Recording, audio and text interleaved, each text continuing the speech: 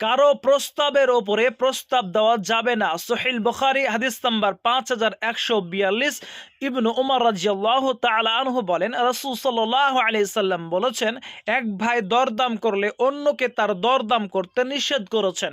অর্থাৎ কোনো জিনিস কিনে বেচা হচ্ছে, জমি হোক, যে কোনো জিনিস হোক, কিনে বেচা হচ্ছে, কথাবার্তা চলছে, কথা আগাচ্ছে, অন্য কেউ এসে বলতে পারে না যে আমি 5,000 টাকা বেশি দিচ্ছি, আমাকে দাও। কথা আগাচ্ছে যেখানে, সেখানে অন্য কেউ দামদার করতে পারে না, যতক্ষণ না এদের মধ্যে মীমাংসা না হচ্ছে, একে অপরকে যতক্ষণ না ছেড়ে না দিচ্ছে, ততক্ষণ অন্য কেউ প্রবেশ করতে পারবে না।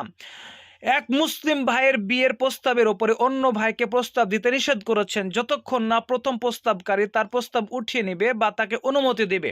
অর্থাৎ কোনো মেয়ে দেখাশোনা চলছে, কথাবার্তা আগাচ্ছে, ওই অবস্থায় অন্য কেউ সেখানে ঢুকতে পারে না, বলতে পারে না যে আমার ছেলে চাকরিজীবী, বা হয়তো আমার ছেলে নেভিতে থাকে, আমার ছেলের সাথে তোমার মেয়ের বিয়ে দাও, বলতে পারে না, যতক্ষণ না তাদের মধ্যে মীমাংসা না হচ্ছে, যতক্ষণ না মেয়ে পক্ষ পছন্দ অপছন্দ বাদসাদ না দিচ্ছে, ততক্ষণ অন্য কেউ প্রবেশ করতে পারবে না। ছেলের পক্ষ থেকেও ওদের মধ্যে যতক্ষণ না মীমাংসা না হচ্ছে, বাদসাদ না দিচ্ছে, ততক্ষণ পর্যন্ত অন্য কেউ সেখানে ঢুকতে পারে না।